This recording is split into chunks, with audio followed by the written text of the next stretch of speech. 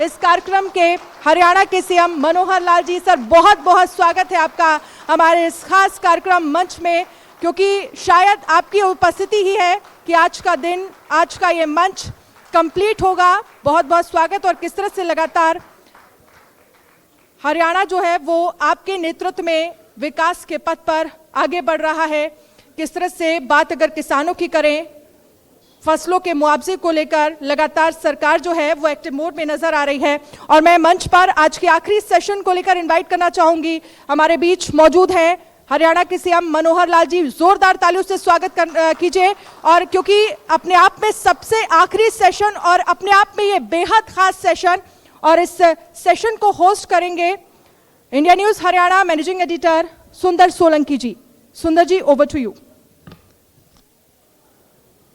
ये करीब जब हम छोटे थे, पढ़ रहे थे, या अब भी 8 बरस पहले की बात कर रहा हूँ, ऐसे कहते थे कि सरकारें, राजनीति, सियासत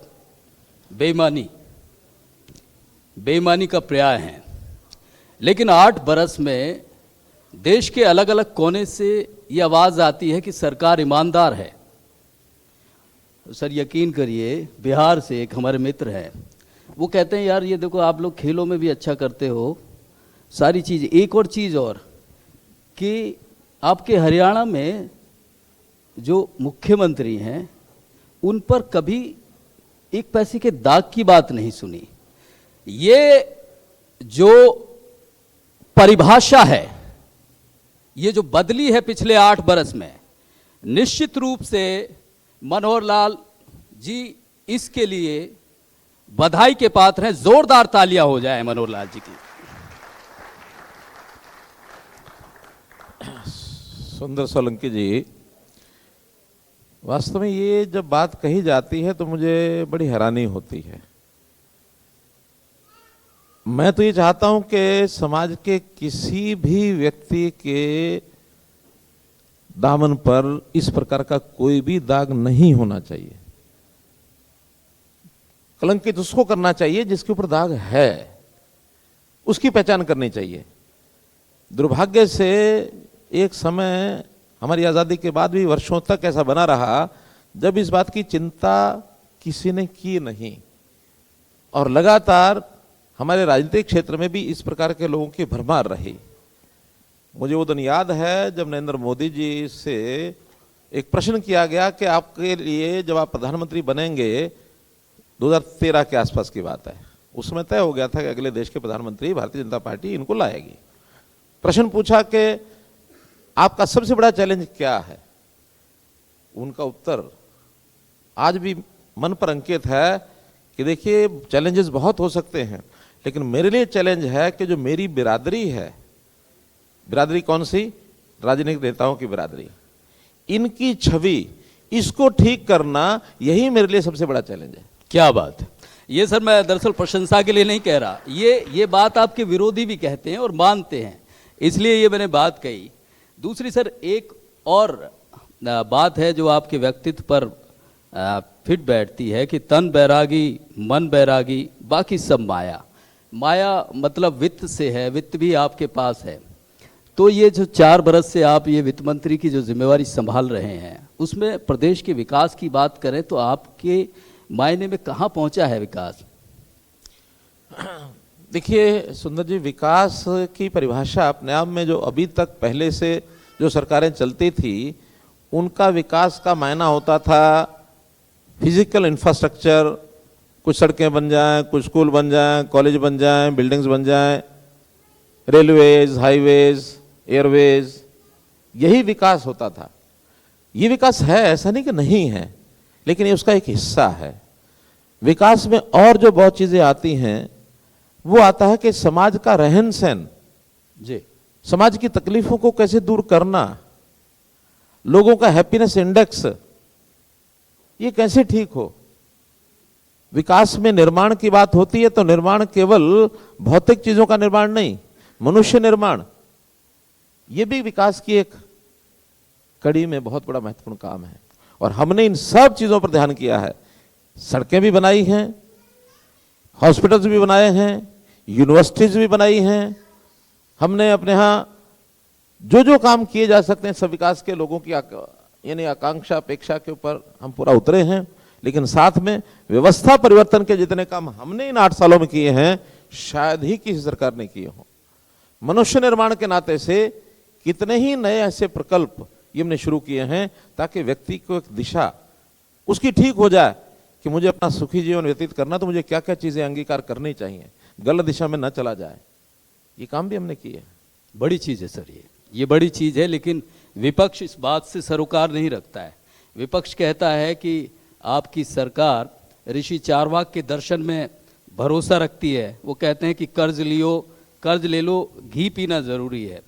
तो ये कर्ज में कर्जदार सरकार हो गई है आपकी इस विकास के चलते हुए। ये विपक्ष का सीधा कहना है कि जो विकास हो रहा है दरअसल उस पर भी ध्यान दे लो कि जो कर्ज लिया जा रहा है। जहां तक विपक्ष का सरोकार है, मुझे इस बात की जरा भी चिंता नहीं है। मुझे चिंता जनता के सरोकार की।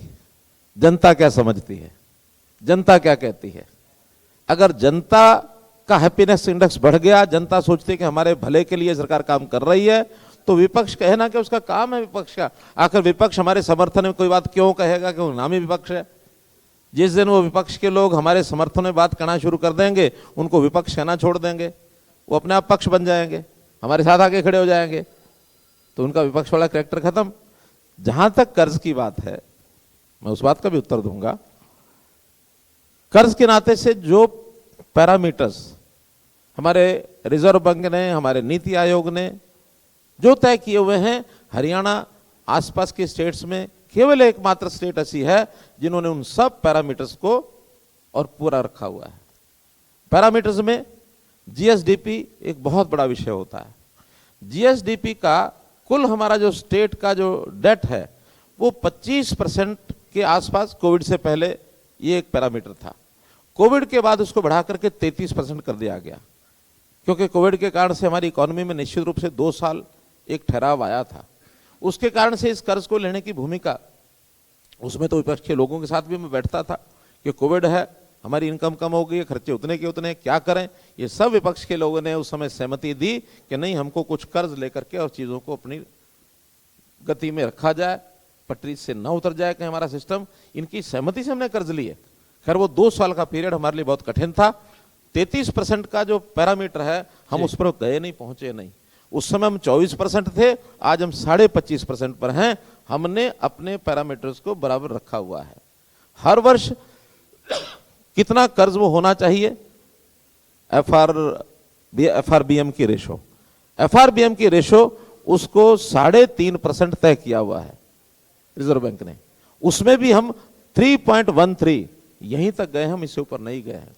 हमारे पड़ोस के प्रदेश उठा के देख लो, जहां तक जीएसडीपी का रेशो राजस्थान का है वो 28% है। कल तक पंजाब में भी कांग्रेस सरकार थी, आज वहां भी 46% उनकी जो है जीएसडीपी की रेशो ये कर्ज की हो गई है। अंतर इतना है पंजाब में और हरियाणा में। हम आज किसी को कहते हैं हमको लोन नहीं चाहिए, एजेंसीज कहते हैं नहीं लोन हमसे ले लो।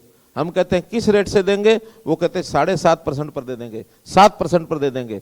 7.5, 7.5, 30% पर हमको आज भी लोन मिलता है। लोग लाइन पर खड़े हैं कि हरियाणा को देना चाहिए, हरियाणा इज सेफ स्टेट। जबकि पंजाब के लोग आज ले लेना चाहें, पहली बात तो कोई देते नहीं, और कोई देता भी है तो उनको कहते हैं 10% लगेगा। अब ये हिसाब किताब लगा के देख लो कि उनकी साख क्या बची, हमारी साख क्या है। लेकिन लोन इस सिस्टम में जो अर्थशास्त्री हैं, जो सिस्टम को चलाना जानते हैं, आप व्यापार में भी उद्योग में भी, लोन एक काम चलाने के सिस्टम की एक अनिवार्यता भी है। अगर हम इससे कम लोन लेंगे तो बहुत से लोग ऐसे आलोचक खड़े हो जाएंगे कि हरियाणा को पैसा मिल रहा था लोन पर, विकास के नाते से इन्होंने विकास नहीं किया और लोन नहीं लिया।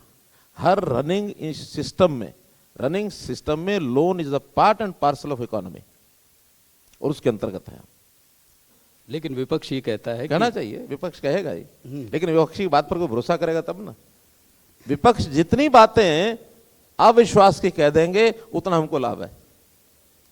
विपक्ष को कहते रहना चाहिए ऐसी बातें। अनर्गल प्रचार अगर विपक्ष करता रहेगा उसका हमको नुकसान नहीं है, उसका लाभ है।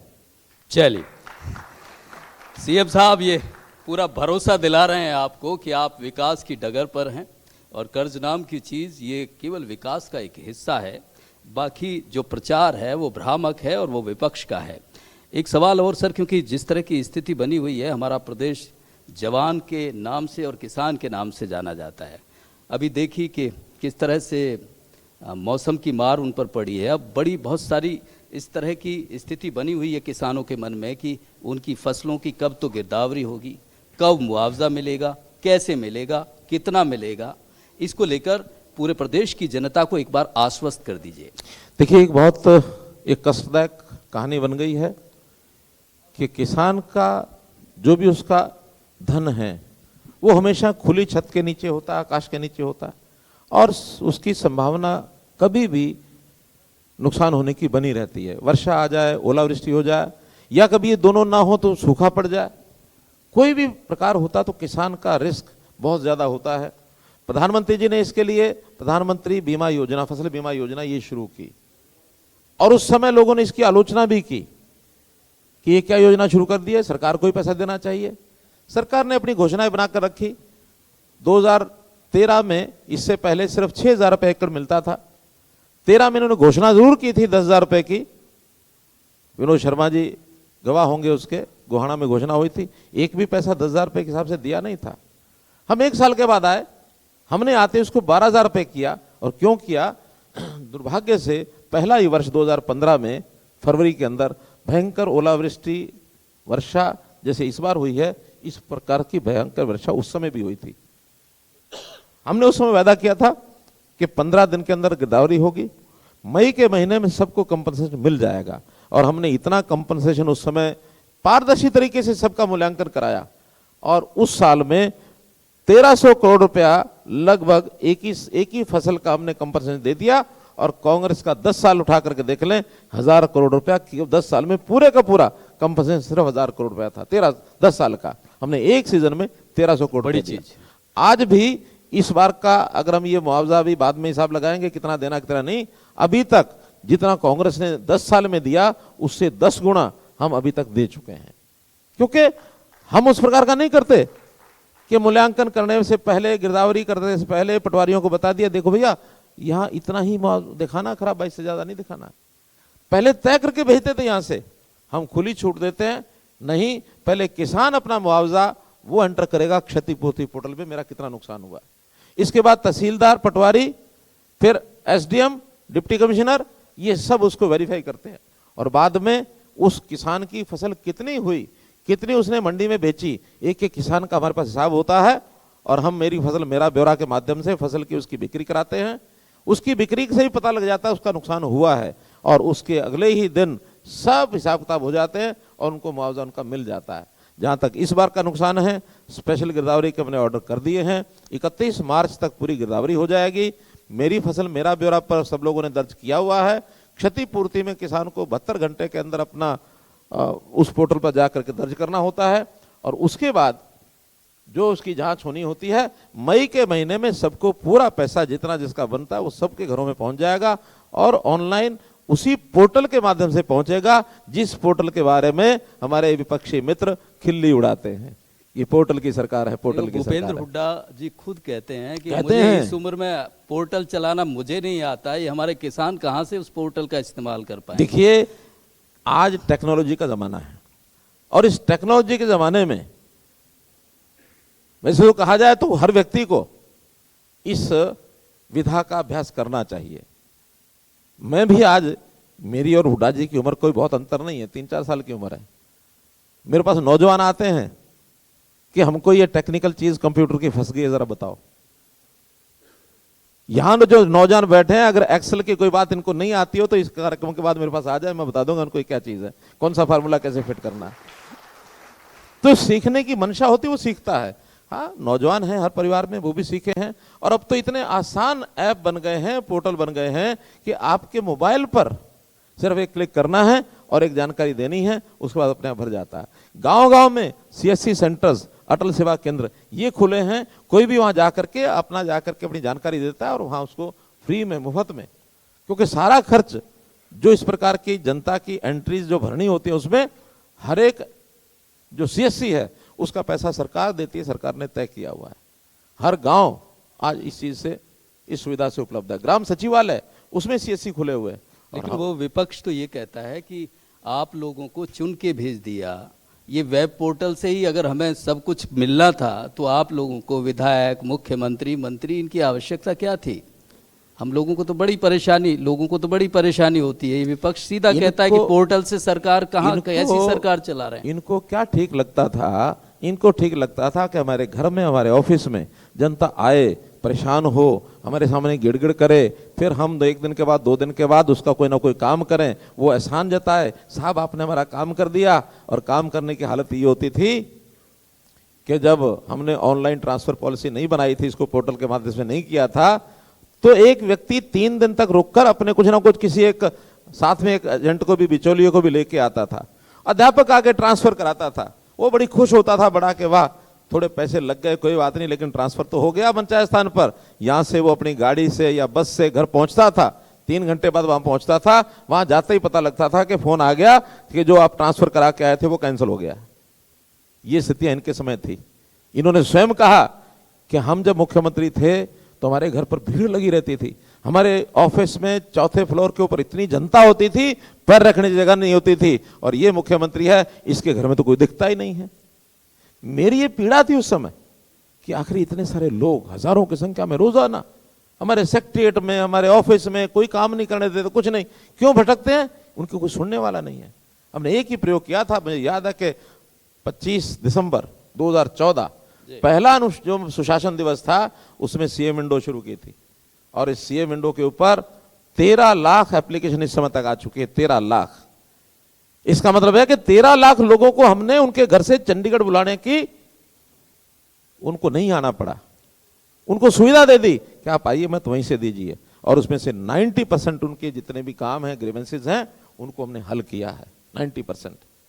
ये बड़ा, जिस तरह से ये तस्वीर बताई है, अमूमन क्या होता था, ये हम भी सुनते रहे इतने 20 बरस के पत्रकारिता के जीवन में कि भाई सर वहाँ अब तो सेक्रेटरिएट में घुसने भी नहीं दिया जाता है, अब तो लोग इतना भीड़ नहीं रहती है। लेकिन ये एस्पेक्ट इतना शानदार है कि जब आपके घर एक क्लिक से काम हो रहे हैं तो उस बिचौलियों की ज़रूरत क्या है। ये बड़ी चीज़ मनोहर लाल जी ने शुरू की। सर एक और इतने धौड़ कपड़े थे, सबके कपड़े उतरवा के खूंटे पे टंगवा दिए, आने की जरूरत नहीं है। अब जोरदार तालियां हो जाए।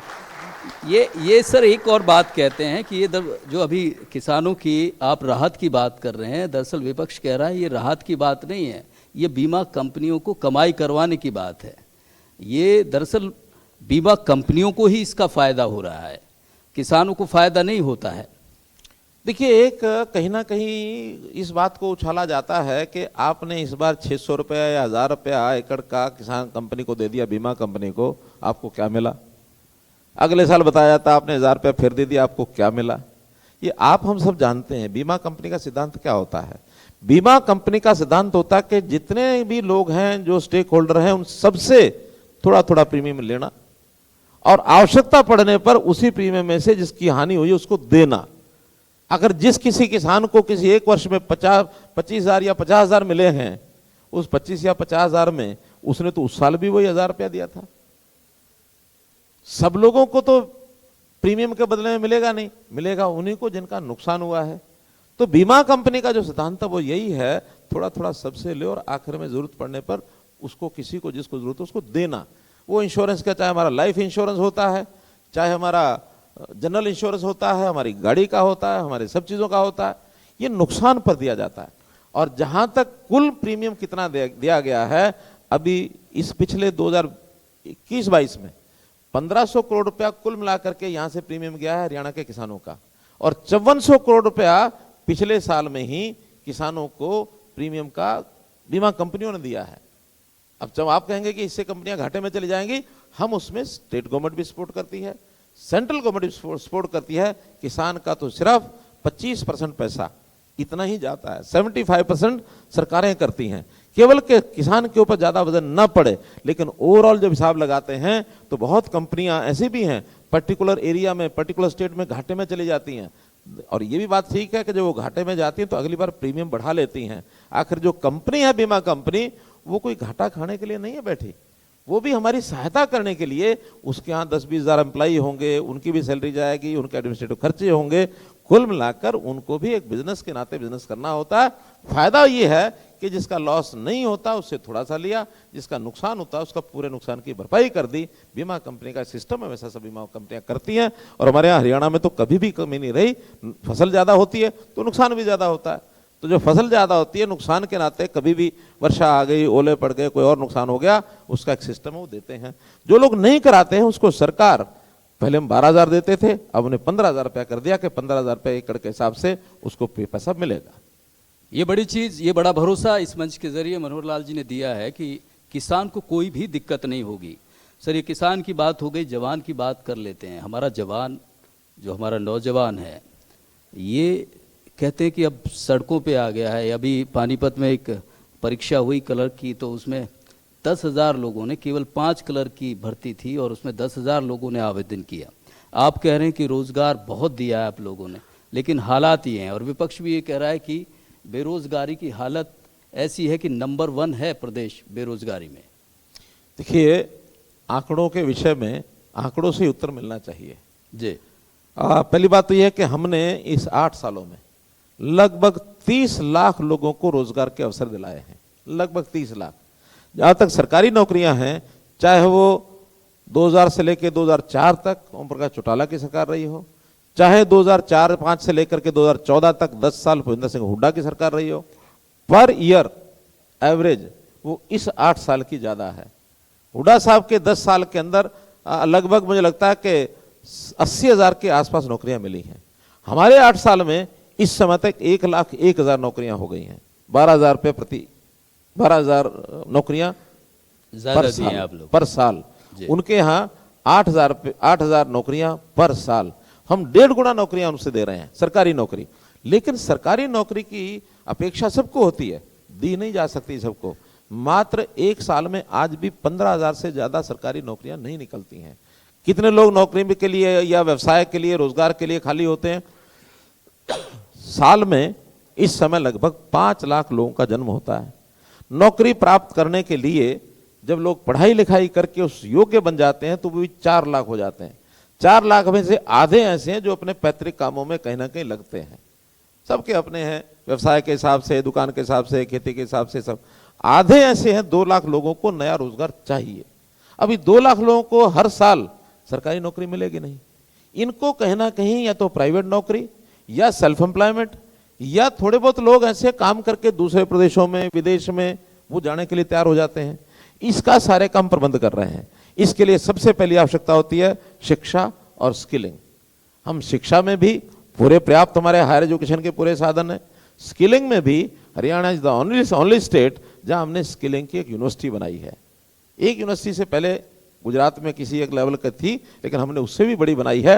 और जितना हमारा इंडस्ट्रियल औद्योगिक क्षेत्र है उनके साथ एमओयू करके उनकी आवश्यकता के हिसाब से उनके प्रेमिसेस में स्किलिंग देते हैं ताकि वो वहाँ की उनकी प्लेसमेंट हो सके।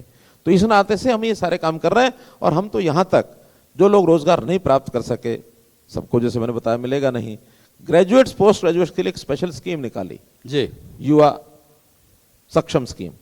सक्षम स्कीम में आपको अनएम्प्लॉयमेंट का भत्ता 3,000 रुपया वो मिलेगा। साथ में 100 घंटे एक सप्ताह में यदि काम करेंगे, एक महीने में 100 घंटे काम करेंगे तो 6,000 रुपया उसका भी मिलेगा। यानी 9,000 रुपया, ताकि वो खाली बैठा है, उसकी जेब में कुछ पैसा चाहिए ताकि आगे अपने पढ़ाई में, ट्रेनिंग में या कहीं रोजगार लेने के लिए कुछ वो अपने तलाश ढूंढ सके, घर वालों के ऊपर बोझ ना बने, तो उसको 9,000 रुपया 100 घंटे काम के बदले दिया जाता है। इसी प्रकार ग्रेजुएट्स को दिया जाता है। 1 लाख से ऊपर लोगों को हम ये सुविधा दे चुके हैं। लेकिन विपक्ष ये कह रहा है कि दरअसल इतनी बेरोजगारी है कि युवा नशे की तरफ जा रहा है, नशे का शिकार हो रहा है। नहीं, पहली बात तो है कि रोजगार जितना एक परसेंटेज रहती है 5-6-7%, वो थ्रू आउट वर्ल्ड एक फिनोमेना है कि 5 से लेके 7% बेरोजगारी अमेरिका में भी है। 5 से 7% ये अपने देश में भी 7 नहीं तो होगी 8 होगी, हमारे यहाँ भी 7 है 8 है, इतने ही % है। पहले विषय तो ये, क्योंकि वो जिस बात को लेकर के CMI का उदाहरण देते हैं बहुत कंकोक्टेड स्टोरी है। पिछले बार के सर्वे में मैंने जानकारी ली कि 5,000 लोगों का सैंपल ये उन्होंने लिया। किन लोगों का? 15 साल से लेकर के और 60 साल तक के लोगों का। अब 15 साल से 18 साल के बच्चे वो नौकरी के लिए, व्यवसाय के लिए उनको छांटा जाएगा या उनको पढ़ाने के लिए आगे लाया जाएगा? बिल्कुल। तो इसलिए उनकी जितने भी ये सैंपल सर्वे हैं ये मिसलीडिंग है, और मिसलीडिंग करने के लिए उनका कुछ ना कुछ लाभ कराया भी जाता है। एक बड़ी प्रोफेशनल कंपनी है और बड़ी आर्थिक नाते से उसके अपने व्यवहार हैं। एक प्रोफेशनल कह लें उसको, कमर्शियल कह लें उसको, क्योंकि प्राइवेट कंपनियां कोई भी उसके बिना करती नहीं, सरकारी कंपनी नहीं है वो। तो इस नाते से उसका ध्यान रखना चाहिए। बहुत बार ये कह चुके हैं और हम उसको चैलेंज करते हैं। हमारे पास जो डाटा है, एक एक परिवार में एक एक व्यक्ति का डाटा है, हमने परिवार पहचान पत्र जो बनाया है, और उसमें सेल्फ डिक्लेयर डाटा जो है, आज भी हमारे पास 8.5 लाख लोग ये कहते हैं मैं बेरोजगार हूं, मुझे काम चाहिए। उस 8.5 लाख में 58 साल तक के लोग हैं। अगर हम व्यवसाय के नाते, रोजगार के नाते देखते तो 18 साल से और 35 साल के आदमी की चिंता हमको करनी चाहिए, क्योंकि उस सब के ऊपर का व्यक्ति को नौकरी भी करना उसके लिए संभव नहीं है, कहीं और जाना भी संभव नहीं है, सेल्फ एम्प्लॉयमेंट में वो जा सकता है। इसलिए हमारे यहाँ नौकरियां हैं, यानी बेरोजगारी है वो 6 से 8% ये फ्लक्चुएट करती है। उनके कहने के हिसाब से ये 30% होगी, 35 होगी। जिस दिन 35% बेरोजगारियां हो जाएंगे उस दिन बहुत परेशानी हो जाएगी लोगों को। नहीं, आप ये बात ठीक कह रहे हैं, लेकिन इस बात से भी इनकार नहीं किया जा सकता सर। सिरसा की बात करें, मेवात की बात करें, लोगों में जो नशे का जो प्रभाव है वो बहुत ज़्यादा बढ़ रहा है, और विपक्ष शायद उसी को बेरोजगारी से जोड़ रहा है। देखिए, कई कारण हो सकते हैं नशे के। बेरोजगारी ऐसा नहीं कि नहीं हो सकता, कोई एक बेरोजगारी भी हो सकता है। 5-7% बेरोजगार हैं, उसको रोजगार समय से नहीं मिला तो शायद वो कहीं ना कहीं ऐसी गलत लत लेकर के चल सकता है। लेकिन ये एक सामाजिक समस्या है, खाली बेरोजगारी की नहीं है। सामाजिक समस्या में आज पंजाब बहुत बुरी हालत में है, तो पंजाब में क्या इतनी बेरोजगारी है? पंजाब में तो बेरोजगारी इस प्रकार के नहीं बताते ये सब लोग, यही कहते हैं नहीं पंजाब में नहीं है। फिर वो हमारे से ज्यादा नशे वाला क्यों हो गया? और फिर ये सारी नशे वाली बेल्ट, ये सिरसा से लेकर के और अंबाला तक, पंजाब के बॉर्डर के साथ साथ ये ज़्यादा क्यों है? ये आखिर फरीदाबाद में और पलवल में, रेवाड़ी में, महेंद्रगढ़ में ये क्यों नहीं है? एक सोशल फैक्टर है। उस सोशल फैक्टर के नाते ये नहीं होना चाहिए, इसको हम काबू भी कर रहे हैं। और इसके ऊपर जो सप्लाई साइड है, क्योंकि डिमांड साइड में तो लोगों को गलत लत पड़ जाती है, वो खरीदेंगे, लाएंगे, कहीं से भी अनाप शनाप तरीके भी अपनाएंगे। उनको तो सुधार करने के लिए हमारे जो सेंटर्स बने हुए हैं, तो उन सेंटर्स के ऊपर उनके इलाज के लिए, उनके काउंसलिंग के सारे काम करते हैं। सप्लाई की जो साइड है, जो इसका माल सप्लाई करते हैं, बहुत बड़े बड़े ड्रग स्मगलर, बहुत बड़े बड़े इस प्रकार की ओपियम जैसी चीजें या और ऐसी जो चीजें हैं जिनकी स्मगलिंग करके, क्योंकि पैसे का बहुत बड़ा एक रोल है इसमें, और कमाई जो है अंधाधुंध 2 नंबर की कमाई लोग करते हैं। और दुर्भाग्य ये है कि ये जो सारे इस प्रकार का काम करने वाले, धंधा करने वाले लोग, ये देश विरोधी, राष्ट्र विरोधी गतिविधियों में शामिल लोगों के साथ में मिले हुए हैं। यानी देश घातक, खास करके आतंकवादी संगठन, उनके साथ भी इनके संबंध हैं। तो हम एक तरफ तो नशे के खिलाफ लड़ाई लड़नी है, जरूर लड़नी है। दूसरा, ये जो राष्ट्र विरोधी जो ताकतें हैं, इनको भी कमजोर करने के लिए हमको इसके ऊपर कहीं ना कहीं चेक करना पड़ेगा। उसको हम कर रहे हैं, और करने में पिछले दिनों के अंदर हमने इनकी जितनी भी प्रॉपर्टीज हैं, जितना भी इनका 2 नंबर का धंधा है, उसको तहस नहस करने के लिए बहुत कदम उठाए हैं। कहते हैं कि रावण की जान कहां थी? उसके कहां थी? नाभि में। नाभि पर तीर लगा तब रावण मरा। और ये इस प्रकार के गैंगस्टर्स, इस प्रकार के ब्लैकमेलर्स, इस प्रकार के जो ड्रग स्मगलर्स, इनकी जान वो इनके एसेट्स में है, इनके पैसे में है, इनकी दौलत में है, क्योंकि दौलत का ही नशा है और दौलत से ये दुरुपयोग करते हैं उन चीजों का।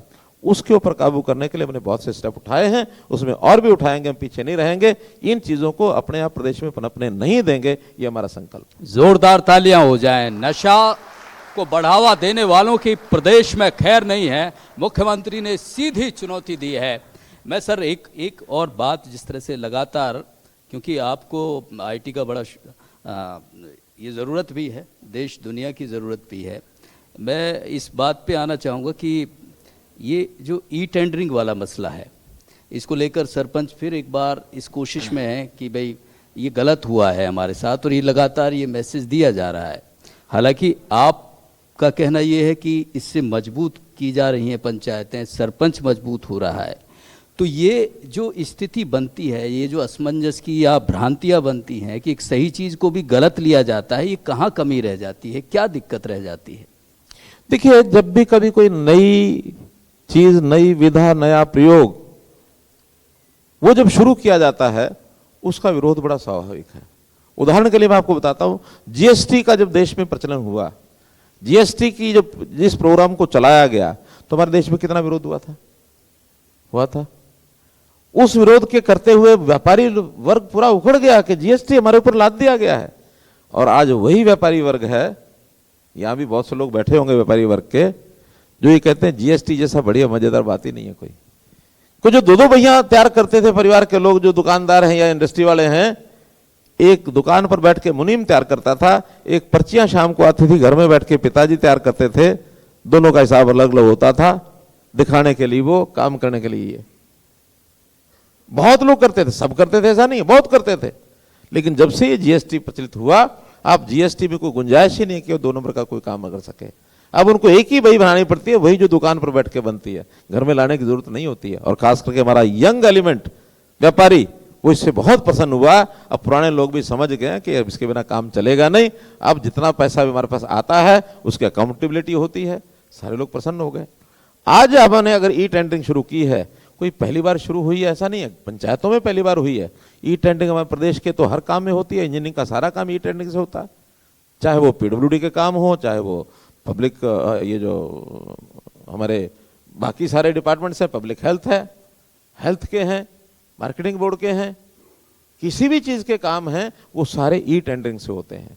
और सारे ई टेंडरिंग के जितने काम है वो सारे हमारी नजर में रहते हैं। हाँ, इसमें गड़बड़ कहीं ना हो जाए, उस गड़बड़ की जहां भी गुंजाइश आती कहीं ना कहीं पकड़ा जाता है। टेक्नोलॉजी ऐसी चीज है जो गलत काम को भी कहीं भी पकड़ सकती है। ई टेंडरिंग में पारदर्शिता ये सबसे बड़ा काम है। अब ये पारदर्शिता की अपेक्षा शायद लोकल बॉडीज में आज तक जब नहीं हुई तो किसी को अपेक्षा भी नहीं थी कि इस प्रकार से हो जाएगा। अब उसको किया है तो एक कठिन दौर है, इसका विरोध भी हो रहा है। विरोध के बाद जिन लोगों को समझाया वो समझ भी गए हैं। आज विरोध बहुत थोड़े लोगों का रह गया, लेकिन कितना ही विरोध हो, सफर में मुश्किलें आए तो जरूरत और बढ़ती है। जब कोई रास्ता रोके तो हिम्मत भी और बढ़ती है। क्या बात है, जोरदार तालियां हो जाए सर, ये आपने बड़ा शानदार शेर पढ़ा है।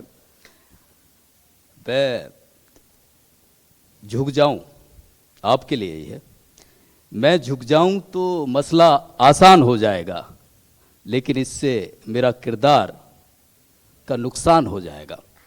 बहुत ठीक कहा आपने, बहुत ठीक कहा। तो ये आपके लिए है, क्योंकि अमूमन कुछ पार्टी के लोग और आपके ही लोग ये कहते हैं कि देखिए मुख्यमंत्री कहाँ सरपंचों की नाराजगी ले रहे हैं, इलेक्शन का टाइम आ रहा है, ये सब आप ही कर सकते हैं, इतना बड़ा रिस्क ले रहे हैं। देखिए, मैं इलेक्शन आ रहा है तो मैं कोई रिस्क नहीं ले रहा हूं, मैं इसका लाभ उठा रहा हूं। लाभ कैसे उठा रहा हूं? प्रत्यक्ष जनता के बड़े बड़े कार्यक्रमों में मैंने पूछा कि भाई ई टेंडरिंग शुरू की है, इस ई टेंडरिंग का लाभ है या नुकसान है? हमारे यहाँ जयप्रकाश दलाल जी बैठे नहीं हैं, अब ये किसानों के कार्यक्रम में लगभग 15,000 संख्या थी, और वहां मैंने सीधा लोगों से पूछा, किसी को जानकारी नहीं थी, मैं पूछ लूंगा।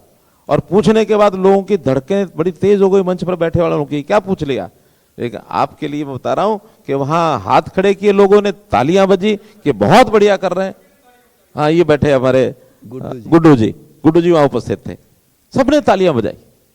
इसका मतलब है कि जनता स्वीकार करती है। हाँ, जिनका वेस्टेड इंटरेस्ट है वो इसका विरोध करेंगे। वेस्टेड इंटरेस्ट थोड़े लोगों का है, जो चुने हुए ऐसे लोग हैं जिनको इस प्रकार की आदतें बनी हुई थी। मुझे तो कुछ लोगों ने आके कहा कि अगर हमें पता होता कि ई टेंडरिंग होगी तो हम ये 50-50 लाख रुपया लगा करके सरपंची का चुनाव ही क्यों लड़ते? क्या बात, क्यों लड़ते? ये बड़ी नजीर है, इसलिए ये राजनीति को स्वच्छ करने की बड़ी नजीर। ये भ्रष्टाचार के ऊपर चोट करना ये हमारा काम है। भ्रष्टाचार न बिल्कुल किसी को नहीं करने देंगे। मैं कहता हूं, ना भ्रष्ट हूं मैं, न मेरी नियत में भ्रष्टाचारी है, अपनी दौलत तो केवल बस ईमानदारी है। क्या बात। ये सर पंडित दीनदयाल उपाध्याय जी के दर्शन से आप बड़े प्रभावित हैं, और अंत्योदय की लगातार बात होती है कि अंतिम जो श्रेणी में अंतिम जो पंक्ति के अंतिम खड़ा हुआ है उसका कुछ पूरी तरह से कल्याण हो, लेकिन धरातल पे ये अंत्योदय आपके हिसाब से जो अंतिम पंक्ति में खड़ा है उसको क्या कुछ मिल गया है, क्या कुछ आपकी सरकार ने दे दिया है, क्या अब तक आप तय कर पाए हैं अंत्योदय के माध्यम से? देखिए, ऐसे ऐसे अनुभव आ जाते हैं कि जो लोग 10-10 साल से 15-15 साल से किसी एक छोटे से काम के लिए चक्कर काटते रहे, दरखास्त लेके दफ्तर में जाते, दस्तावेज बनवाते, और उसके बाद भी उनको सरकार की वो छोटी सी सुविधा वो मिलती नहीं थी। पहले क्या सिस्टम था कि कोई भी योजनाएं वो बना दी गई और बना करके जनता के सामने परोस दी गई कि ये योजना है, जिसको लाभ उठाना उठाओ। फिर वो दौड़ते थे, सरकार के दरवाजे पहुंचते थे, ऑफिस में जाते थे। पहली बात तो कि जो बहुत ऐसा आदमी है पंक्ति में, अंतिम व्यक्ति जो खड़ा है, उसकी हिम्मत ही नहीं होती थी कि मैं जाकर के लाइन में भी लग जाऊं, क्योंकि ऐसा ही जो कमजोर आदमी है उसके मुंह में उस प्रकार की जबान भी नहीं है कि वो बोल सके, कुछ बता सके। ये बोलने बताने वाले भी जो लोग थे वो भी जो दबंगई करते थे वो ज्यादा थे। कमजोर आदमी कहीं किसी कारण से कोई एक आदमी की सहायता लेके लाइन में खड़ा भी हो गया, खिड़की तक पहुंचते पहुंचते धक्का मार के बाहर करते थे। खिड़की का पहुंच गया तो सामने जो बैठा था वो कहते तुम्हारी ये कमी है, अगली बार गया एक और कमी है, तीसरी बार गया ये एक और कमी है। एक साथ उसे कमियां भी नहीं बताते थे। 2-3 बार ठीक करने के बाद आखिर चौथी बार वही कहता था कि भाड़ में जाए आपकी स्कीम, मैं तो अपना 2 रोटी सूखी खा लूंगा, अपना घर बैठा हूं। स्वाभिमानी व्यक्ति वो इन चीजों का लाभ नहीं उठा पाता था। हमने अंत्योदय के नाते से हर परिवार की पहचान की। परिवार पहचान पत्र में किस परिवार की आय क्या है, मासिक आय, हमने उसकी प्रॉपर्टी नहीं देखी है, क्योंकि हम नहीं चाहते किसी की प्रॉपर्टी ज्यादा है तो अपनी रोटी खाने के लिए प्रॉपर्टी बेच के रोटी खाए। उसको अपना खर्च जो चलाना है दैनिक अपने परिवार का, अपने लिए, या मासिक खर्च टोटल, वो उसकी आय में से होना है। इस आय का वर्गीकरण हमने किया। 1 लाख वार्षिक आय तक के लगभग 7.5 लाख परिवार हैं हरियाणा में, टोटल 70 लाख परिवारों में से। इसी प्रकार 1,80,000 तक ये परिवार लगभग 30 लाख हो जाते हैं। इसी प्रकार 3 लाख तक ये परिवार लगभग 40 लाख हो जाते हैं। तो ये एक क्रम है। 3 लाख से ऊपर के वो 30 लाख और बचते हैं। अब हमको किसको क्या लाभ देना है, इसकी योजना अपने आप बैठ के बना लेते हैं। हमने योजना बनाई कि राशन कार्ड जो 1,80,000 तक लोग हैं, जो परिवार हैं, कितने परिवार ऐसे हैं जिनके राशन कार्ड नहीं बने हुए? 12.5 लाख परिवार थे। 12.5 लाख परिवारों को एक क्लिक से राशन कार्ड बना के दे दिया कि अगले महीने से जाकर राशन ले लो। 12.5 लाख बड़ी चीज है। नहीं, एक साथ जो और जोड़ूंगा जिसकी आलोचना लोग करेंगे, कर रहे हैं कि जी आपने कुछ कार्ड काट भी दिए। मैंने कहा काट दिए, क्योंकि उस परिवार पहचान पत्र में तो आंकड़ा वो भी आ गया कि जिनके राशन कार्ड बने हुए लेकिन 1,80,000 से ऊपर इनकम है, 8 लाख परिवार वो मिल गए। 3.5 लाख परिवार जो इनकम टैक्स रिटर्न भरते हैं वो राशन कार्ड ले रहे हैं। 80,000 परिवार जो सरकारी नौकरी में आ गए हैं। हो सकता है 2011 में जब ये SCCC data, socio economic caste census data जब बनाया गया, उस समय हो सकता है कि इनके परिवार में वैसी स्थिति रही हो। आखिर 11 साल हो गए, 11 साल में सरकारी नौकरी में जा ही सकते हैं। 80,000 लोग ऐसे मिले जो सरकारी नौकरी जाने के बाद भी जिन्होंने राशन कार्ड अपना पीले वाला कटाया नहीं। तो ये लोग भी ऐसे थे। इसी प्रकार के जिनकी परिवार की इनकम अच्छी हो गई, जमीन अच्छी है, कोई प्राइवेट नौकरी में चला गया है। 1,80 से नीचे के जो लोग नहीं थे, ऊपर थे, वो भी 8 लाख परिवार थे जिनके राशन कार्ड हमने काट दिए। लेकिन सर विपक्ष कहता है कि ये परिवार पहचान पत्र नहीं, परिवार परेशान पत्र है। इससे ऐसे बहुत से ऐसे डेटा हो गए हैं कि इनकी जो इनकम है वो 1 की भी नहीं है तो उसकी 3 लाख दिखाई गई है, किसी की 8 साल के बच्चे की इनकम दिखाई गई। ये जो त्रुटियां हैं, इनको पहली बार जब भी कोई कार्यक्रम ऐसा चलाया जाता है तो स्वाभाविक है कि उसकी इस प्रकार की जो ग्लट्स होते हैं चीजों में, आखिर तो व्यक्तियों ने ही सिस्टम खड़े करने हैं, उन्होंने ही आंकलन करना है, शिकायतें आती हैं। इन सबके सारे सिस्टम को करने के बाद हमारे पास 2.5 लाख परिवारों की शिकायतें भी आई हैं, लेकिन उसमें भी 1-1.25 लाख परिवार ऐसा है जिनकी शिकायतें ठीक पाई गई, उनको दोबारा से हमने राशन कार्ड चालू करा दिया। बाकी वो ठीक नहीं पाई गई, उनको बाहर कर दिया। तो आखिर ये तो इतना बड़ा सिस्टम है, इस सिस्टम में स्वाभाविक रूप से कुछ ना कुछ कमियां गलतियां रहना बहुत स्वाभाविक है। और उसके लिए हमने सभी प्रतिनिधियों को, जनप्रतिनिधियों को, जनता को, सबको कहा कि हमारा सिस्टम है, इसमें आकर के अपनी एंट्री करिए और आपने फोन नंबर या अपना परिवार पहचान पत्र ये डालना है, आपकी शिकायत क्या है उसका एक बटन दबाना है, बाकी काम 30 दिन के अंदर उसको ठीक करना ही हमारा काम है। ये बड़ी चीज है, 30 दिन के भीतर ये जो बड़ी समस्या थी इसका हल प्रदेशवासियों को मिल जाएगा। सर, प्रदेश की बात हो गई, देश में एक बड़ा विषय चल रहा है, राहुल गांधी जी की जो सदस्यता है वो रद्द हो गई। वो कहते हैं कि सच बोलने की सजा मिल रही है मोदी राज में। अब मालूम नहीं क्या बोलने की सजा मिल रही है, बोला तो उन्होंने है, अब बोला किस ढंग से है, क्या बोला है, इसका मूल्यांकन सब लोगों ने किया है, आपने भी किया, हमने भी किया है। और अगर कोई मर्यादा तोड़ करके कोई सामाजिक अपराध, जो उन्होंने बोला वो सामाजिक अपराध कहता हूं मैं, सामाजिक अपराध अगर किया है तो इसका संज्ञान जनता भी लेगी और हमारे कोर्ट्स भी लेंगे।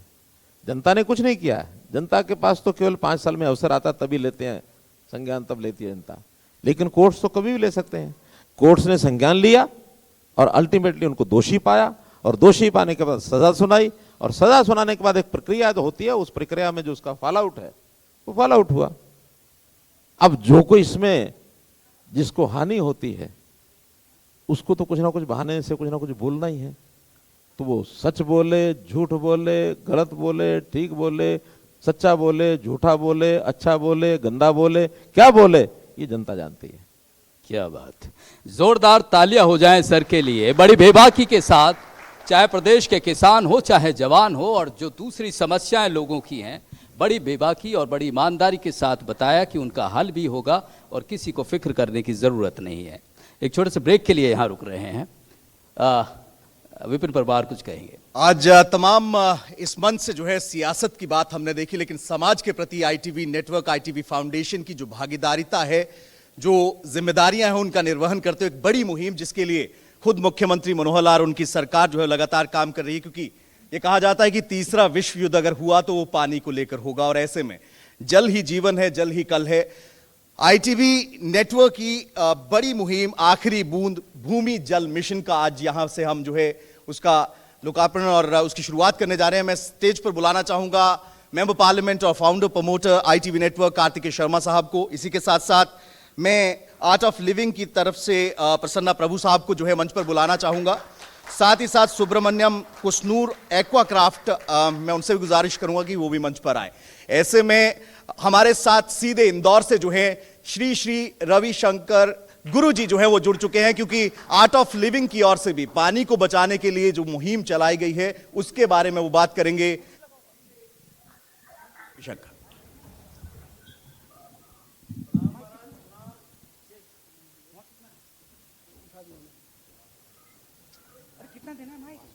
महाराज प्रणाम। हाँ, प्रणाम सबको। कैसे मनोहर लाल खट्टर जी को अभिनंदन, आपने काफी हरियाणा में काफी आपने प्रयत्न किया है। धन्यवाद महाराज, धन्यवाद। हाँ महाराज, आप पानी के बारे में कह रहे होंगे हैं, जैसा मुझे बताया गया अभी। हाँ, पानी का काफी प्रयत्न चल रहा है। अभी देश भर में 70 नदियों का पुनरुज्जीवन और कई हजार तालाब और छोटे छोटे टैंक्स जो होते हैं उनका भी जीर्णोद्धार की वो जो काम बड़ी तेजी से चल रही है। लोग इसमें पूरा दिलचस्पी लेके कर रहे हैं।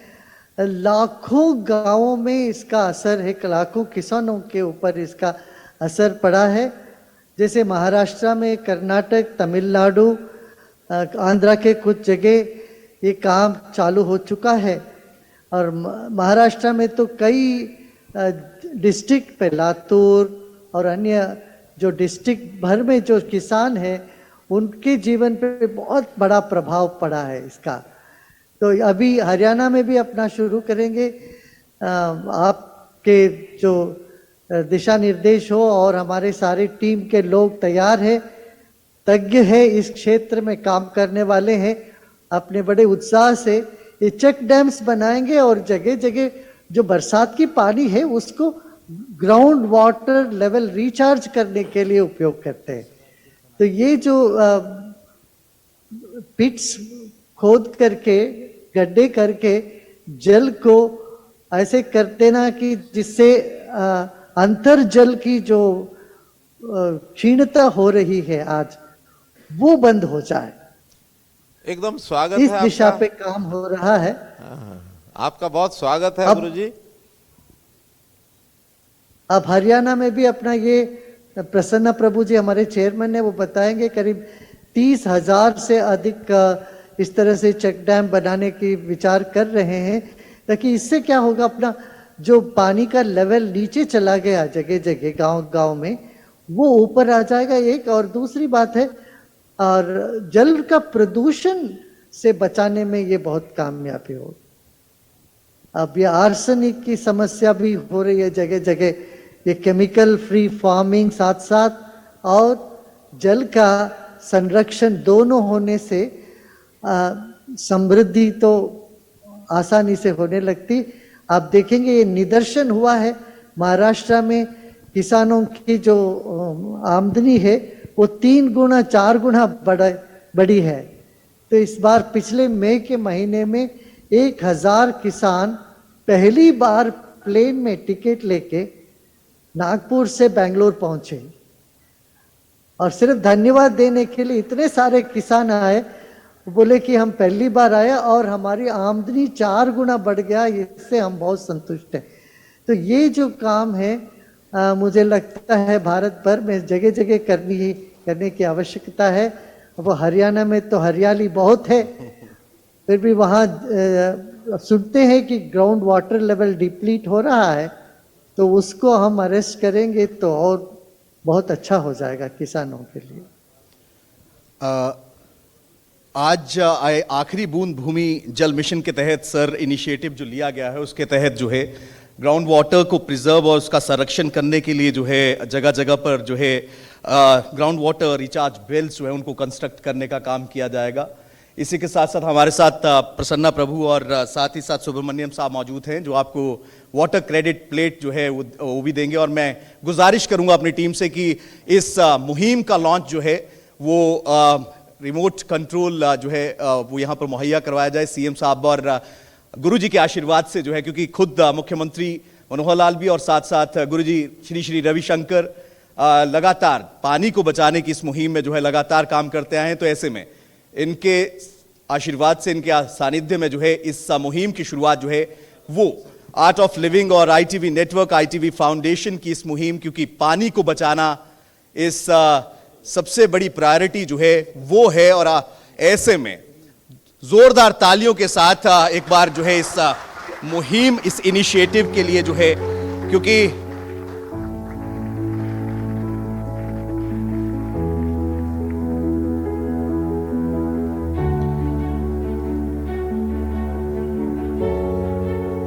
हरियाणा सरकार की ओर से भी मेरा पानी मेरी विरासत योजना जो है वो चलाई गई है। इसी के साथ साथ जिस इस मुहिम के तहत जो है डिजिटल मैपिंग जो है वो गवर्नमेंट इनिशिएटिव जो रहेगा रेन वाटर हार्वेस्टिंग के लिए, मैं मुख्यमंत्री जी से भी गुजारिश करूंगा, क्योंकि तमाम ये जो परियोजनाएं हैं सर, आपने लगातार ग्राउंड वाटर लेवल को लेकर, क्योंकि डार्क जोन में जिस तरह से कई इलाके गए हैं उसको लेकर काम किया। इसी के साथ साथ सर आईटीवी नेटवर्क जो है वो गुरुग्राम यूनिवर्सिटी में जो है रिसर्च भी इस पर जो है पानी को लेकर जो है एक स्पेशल चेयर इसके लिए सेटअप करने जा रहे हैं। तो ऐसे में ये मिशन जो है इसकी शुरुआत आज हुई है। अगर आपका कोई सवाल सर हो गुरुजी से तो। देखिए, वैसे तो श्री श्री रविशंकर जी से मेरी पहले जो भेंट हुई उसमें इन्होंने जो विषय रखा था मैं बहुत उत्साहित हुआ उसमें कि आपका जो मिशन है वो भी इस जल के जो depletion of water in the earth उसको कैसे ऊपर उठाया जाए और कैसे इसके लिए काम किया जाए। मैं बहुत बहुत आभारी हूँ और आपको, आपकी जो टीम है उस टीम को किसी प्रकार की जो कार्य करने में सरकार की सहायता की आवश्यकता वो पूरी करेंगे।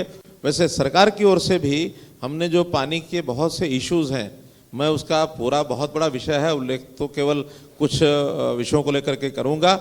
हमने एक स्कीम चलाई है मेरा पानी मेरी विरासत, ताकि धान की बजाय दूसरी फसलों पर लोग आ जाएं और 1 एकड़ धान के बजाय विविधीकरण के माध्यम से दूसरी फसल उगाने पर किसान को हम 7,000 रुपये वार्षिक ये देते हैं।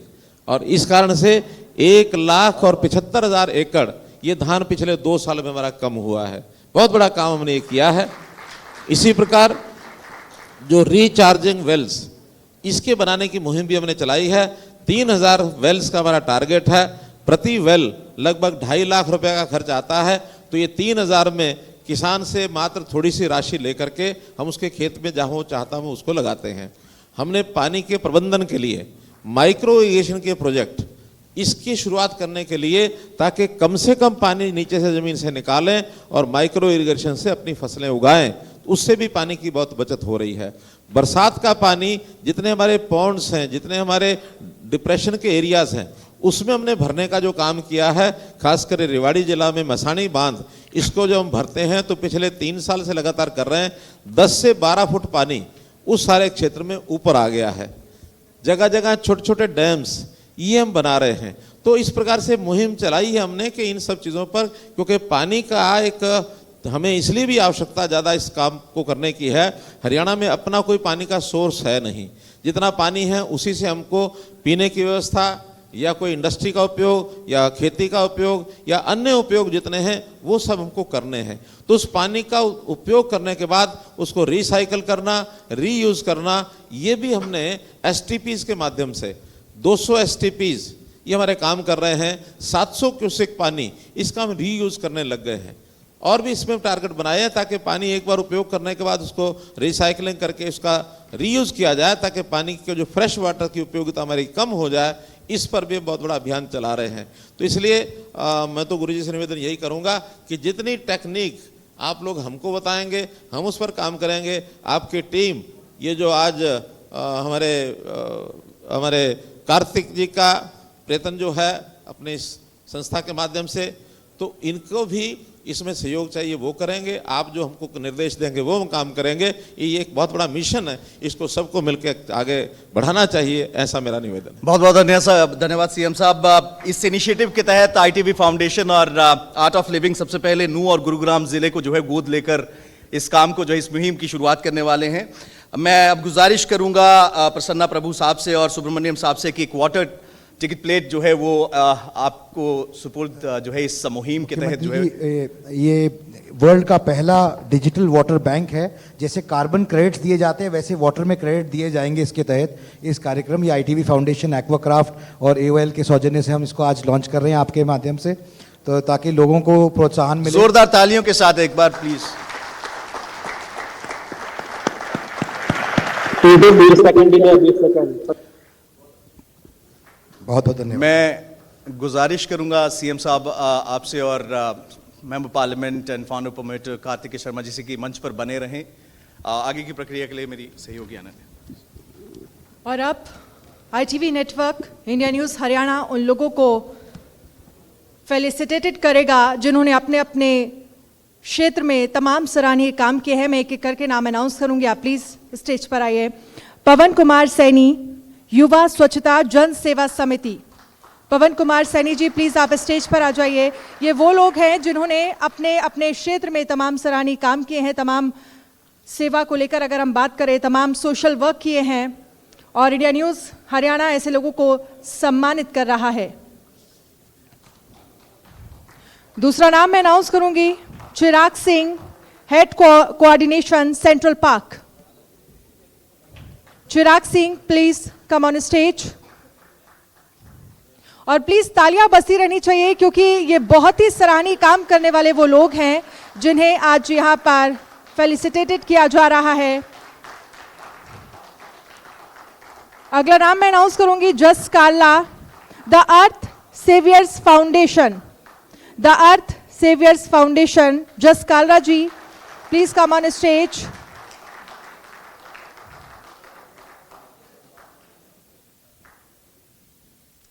और अगला नाम मैं अनाउंस करूंगी, doctor SS Bansal, chairman SSB heart and multi speciality hospital. Please come on stage sir, SSB Bansal, doctor SSB Bansal.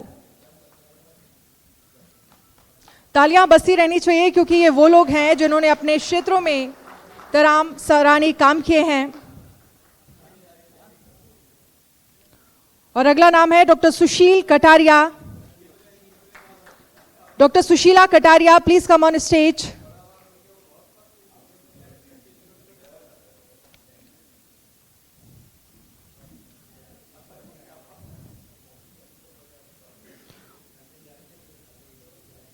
Please तालियों से जोरदार स्वागत करिए।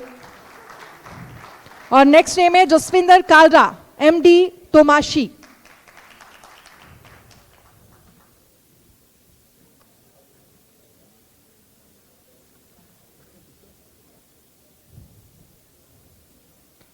और नेक्स्ट नाम है Hiteshwar Sharma.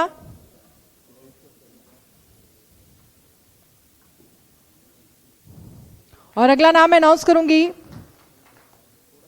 हरिनेंद्र Agrawal, CMD Shivalik group.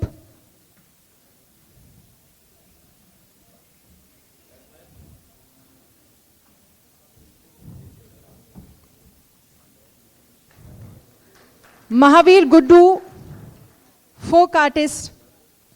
Mahavir Guddu ji, sir please come on stage. ये वो लोग हैं जिन्होंने हरियाणा की संस्कृति को आगे बढ़ाया है और कैसे अपने अपने क्षेत्र में तमाम सराहनीय काम किए हैं। और नेक्स्ट नेम मैं अनाउंस करूंगी Sandeep Singhal, social activist. Sandeep ji please come on stage.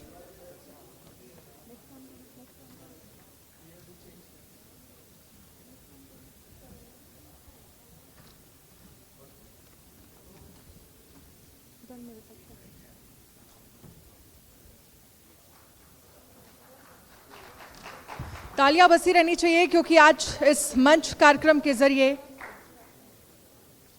Chirag ji please come on stage. ये वो लोग हैं जिन्हें सम्मानित किया जा रहा है। इंडिया न्यूज हरियाणा की तरफ से, आईटीवी नेटवर्क की तरफ से इन लोगों ने तमाम सराहनीय काम अपने क्षेत्रों में किए हैं और किस तरह से आगे भी इसी तरह से लोगों की हेल्प करते रहें। और शायद यही वजह आज हम सब यहाँ पर मौजूद है। इस मंच कार्यक्रम के जरिए दिन भर तमाम मुद्दों को लेकर आज हमने चर्चा की है और कैसे किस तरह से हमारे साथ यहाँ पर सर बहुत बहुत शुक्रिया हमारे बीच आने के लिए हरियाणा के सीएम मनोहर लाल जी। सर जी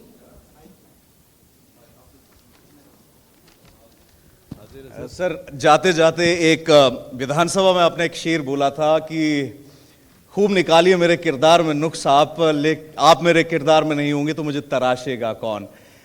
भविष्य का संकल्प क्या है सर? काम करने के लिए दिक्कतें तो बहुत आती हैं, लेकिन संकल्प क्या है, मैं वो जानना चाहता हूं। देखिए,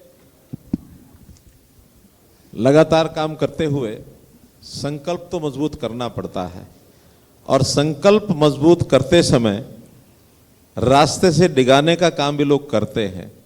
बहुत लोभ, लालच, प्रलोभन ये भी मिलते हैं, लेकिन उनको छोड़ करके अपना इरादा ये कायम रखना पड़ता है। एक शेर के माध्यम से अपने मन के उद्गार करूंगा। अगर बिकने पे आ जाओ, अगर बिकने पे आ जाओ तो घट जाते हैं दाम अक्सर। अगर बिकने पे आ जाओ तो घट जाते हैं दाम अक्सर। न बिकने का इरादा हो तो कीमत और बढ़ती है। बहुत खूब सर, बहुत बहुत धन्यवाद मुख्यमंत्री जी। आपने अपना कीमती समय इस कार्यक्रम के लिए, यानी कि इंडिया न्यूज हरियाणा के मंच के लिए जो है आपने दिया। आज तमाम पूरा दिन प्रदेश की सियासत 2024 से पहले, यानी कि हरियाणा के इतिहास का सबसे बड़ा पॉलिटिकल मंच, तमाम सियासतदानों को आपने देखा, सत्ता पक्ष को आपने सुना, विपक्ष के सवालों के जवाब देते हुए तमाम नेताओं को आपने देखा। और ऐसे में तमाम चर्चाओं का दौर जो है अब समाप्ति की ओर है। हम लगातार इंडिया न्यूज हरियाणा के माध्यम से जनता की आवाज बनते रहेंगे, जनता के मुद्दों को उठाते रहेंगे और इसी तरह से बुलंदगी के साथ, चाहे सरकार से सवाल हो और चाहे विपक्ष से जवाब हो, तमाम जनता के लिए जवाबदेही इंडिया न्यूज हरियाणा की इसी तरह से लगातार बनी रहेगी। खबरों का सिलसिला जारी है, आप देखते रहिए India news Haryana. Powered by Tomashi, a Japanese innovation, Central Park, ICS coaching centre, प्रतियोगी परीक्षाओं की तैयारी कराने वाला हरियाणा का नंबर 1 कोचिंग सेंटर।